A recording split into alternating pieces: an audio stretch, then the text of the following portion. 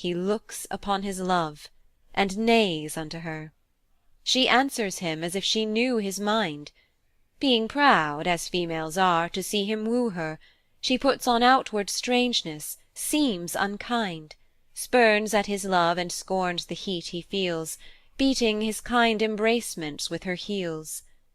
Then like a melancholy malcontent he veils his tale, that like a falling plume cool shadow to his melting buttock lent. He stamps and bites the poor flies in his fume. His love, perceiving how he is enraged, grew kinder, and his fury was assuaged. His testy master goeth about to take him, when lo, the unbacked breeder, full of fear, jealous of catching, swiftly doth forsake him, with her the horse, and left Adonis there. As they were mad, unto the wood they hie them, outstripping crows that strive to overfly them. All swoln with chafing, down Adonis sits, banning his boisterous and unruly beast. And now the happy season once more fits, that love-sick love by pleading may be blest. For lovers say the heart hath treble wrong when it is barred the aidance of the tongue. An oven that is stopped, or river stayed, burneth more hotly, swelleth with more rage. So of concealed sorrow may be said, free vent of words love's fire doth assuage. But when the heart's attorney once is mute, the client breaks, as desperate in his suit. He sees her coming, and begins to glow, even as a dying coal revives with wind, and with his bonnet hides his angry brow, looks on the dull earth with disturbed mind, taking no notice that she is so nigh, for all askance he holds her in his eye. Oh, what a sight it was, wistly to view how she came stealing to the wayward boy, to note the fighting conflict of her hue, how white and red each other did destroy. But now her cheek was pale, and by it flashed forth fire as lightning from the sky. Now was she just before him as he sat, and like a lowly lover down she kneels, with one fair hand she heaveth up his hat, her other tender hand his fair cheek feels. His tenderer cheek receives her soft hand's print, as apt as new-fall'n snow takes any dint. Oh, what a war of looks was then between them, her eyes petitioners to his eyes suing. His eyes saw her eyes as they had not seen them, her eyes wooed still, his eyes disdained the wooing, and all this dumb play had his acts made plain with tears, which chorus-like her eyes did rain.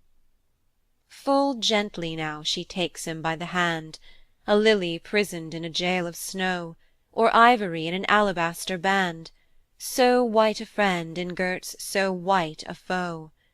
This beauteous combat, wilful and unwilling, showed like two silver doves that sit a-billing. Once more the engine of her thoughts began. O fairest mover on this mortal round, would thou wert as I am, and I a man! My heart all whole is thine, thy heart my wound.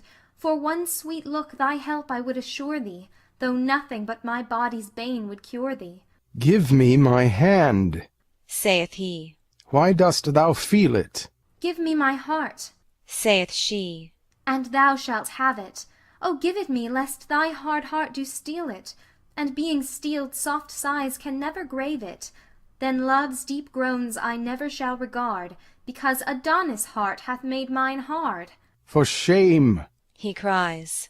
Let go, and let me go. My day's delight is past, my horse is gone, and 'tis your fault I am bereft him so. I pray you, hence, and leave me here alone. For all my mind, my thought, my busy care, is how to get my palfrey from the mare. Thus she replies. Thy palfrey, as he should, welcomes the warm approach of sweet desire. Affection is a coal that must be cooled, else suffered it will set the heart on fire. The sea hath bounds, but deep desire hath none, therefore no marvel though thy horse be gone. How like a jade he stood, tied to the tree, servilely mastered with a leathern rein. But when he saw his love, his youth's fair fee, he held such petty bondage in disdain.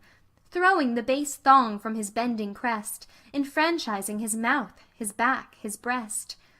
Who sees his true love in her naked bed, teaching the sheets a whiter hue than white? But when his glutton eye so full hath fed, his other agents aim at like delight. Who is so faint, that dare not be so bold to touch the fire, the weather being cold? Let me excuse thy courser, gentle boy, and learn of him, I heartily beseech thee, to take advantage on presented joy, though I were dumb, yet his proceedings teach thee. O learn to love, the lesson is but plain, and once made perfect, never lost again. I know not love, quoth he, nor will not know it, unless it be a bore, and then I chase it. 'Tis much to borrow, and I will not owe it. My love to love is love but to disgrace it, for I have heard it is a life in death, that laughs and weeps, and all but with a breath. Who wears a garment shapeless and unfinished? Who plucks the bud before one leaf put forth? If springing things be any jot diminished, they wither in their prime, prove nothing worth. The colt that's backed and burdened being young, loseth his pride, and never waxeth strong. You hurt my hand with ringing, let us part, and leave this idle theme, this bootless chat. Remove your siege from my unyielding heart, to love's alarms it will not ope the gate. Dismiss your vows, your feigned tears, your flattery, for where a heart is hard, they make no battery. What, canst thou talk? quoth she. Hast thou a tongue? O, would thou hadst not, or I had no hearing. Thy mermaid's voice hath done me double wrong. I had my load before, now pressed with bearing. Melodious discord, heavenly tune, harsh sounding, ears deep sweet music, and heart's deep sore wounding.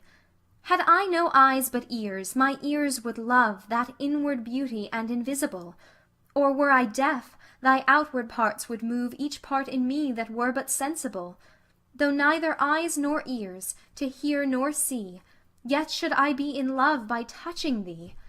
Say that the sense of feeling were bereft me, and that I could not see, nor hear, nor touch, and nothing but the very smell were left me, yet would my love to thee be still as much.